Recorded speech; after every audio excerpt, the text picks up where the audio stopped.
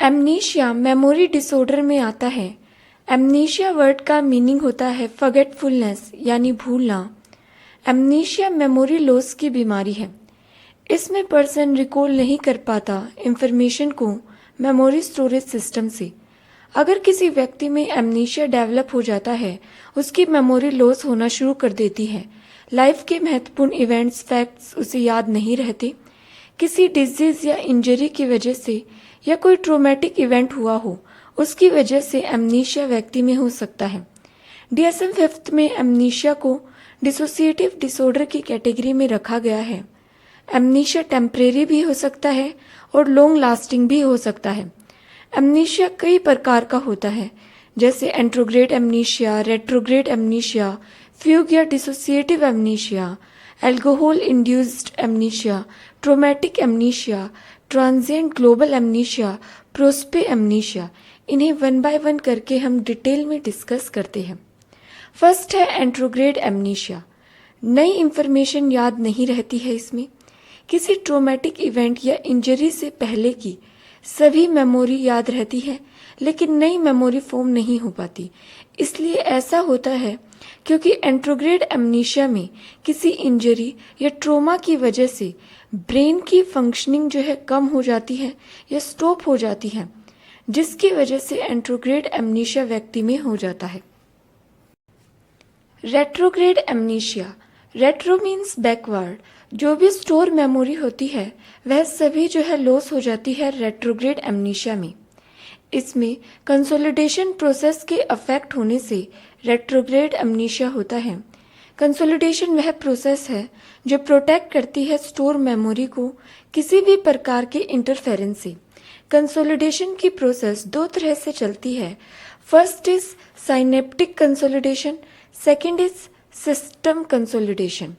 Synaptic consolidation में हमारे brain में न्यूरल सर्किट्स बने हुए हैं। जब हम कोई नई इंफॉर्मेशन लर्न करते हैं, साइनेप्सिस में कनेक्शंस बन जाते हैं। रेट्रोग्रेड एमनीशिया इन्हीं कनेक्शंस को डिस्टर्ब कर देता है। System consolidation. सभी इंफॉर्मेशन हिपोकैम्पस में जाके स्टोर होती है। हिपोकैम्पस के न्यूरल कनेक्शंस जो है वो स्ट्रोंग हो जाते हैं। ये कनेक्शंस लंबे समय तक बने रहते हैं। रेट्रोग्रेड एमनीशिया होने से इसी हिपोकैम्पस के कनेक्शंस जो है वो लॉस हो जाते हैं। रेट्रोग्रेड एमनीशिया इसी कंसोलिडेशन प्रोसेस को अफेक्ट करता है, जिससे पहले के बने न्यूरल कनेक्शंस लॉस हो जाते हैं। Transient global amnesia. इसमें टेम्परेरी लॉस हो जाती है मेमोरी, नई मेमोरी फॉर्म होने में प्रॉब्लम होती है। ये ज़्यादातर ओल्डर एडल्ट में देखने को मिली है। रिसर्चर एग्जैक्ट कोज नहीं बता पाए ट्रांजिएंट ग्लोबल एमनीशिया के। फोर्थ है ट्रोमेटिक एमनीशिया। किसी ट्रोमेटिक इवेंट जैसे हेड इंजरी हुई हो, कार एक्सीडेंट में टेम्परेरी कोज कर देता है ट्रोमेटिक एमनीशिया को। फ्यूग, जिसे डिसोसिएटिव एमनीशिया भी कहते हैं, ये रेयरली देखा गया है। एक व्यक्ति अपनी आइडेंटिटी या पास्ट की सभी इंफॉर्मेशन को भूल जाता है अचानक से ही। मेमोरी जो है विद इन मिनट्स, आवर या डेज भी ले सकती है रिकवर होने में। ऐसा किसी ट्रोमेटिक इवेंट की वजह से हो सकता है। Post hypnotic amnesia. पर्सन जो है रिकॉल नहीं कर पाता इंफॉर्मेशन को, जो भी उसने एक्सपीरियंस किया है हिप्नोटिक कंडीशन में, हिप्नोसिस के दौरान। Alcohol induced amnesia. Blackout. Heavy drinking की वजह से मेमोरी गैप आ जाते हैं, जिससे अल्कोहल इंड्यूस्ड एमनीशिया हो जाता है। प्रोस्पे एमनीशिया। इसमें जो है नॉन पर्सन के फेस को रिकॉग्नाइज नहीं कर पाता व्यक्ति, इसे प्रोस्पे एमनीशिया कहते हैं। Infantile amnesia.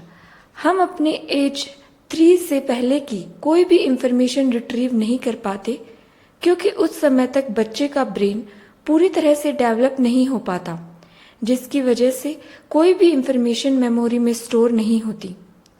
ये था एमनीशिया। आने वाली वीडियो में हम अल्जाइमर और डिमेंशिया में क्या डिफरेंस होता है, इसके बारे में देखेंगे। Thank you for watching this video.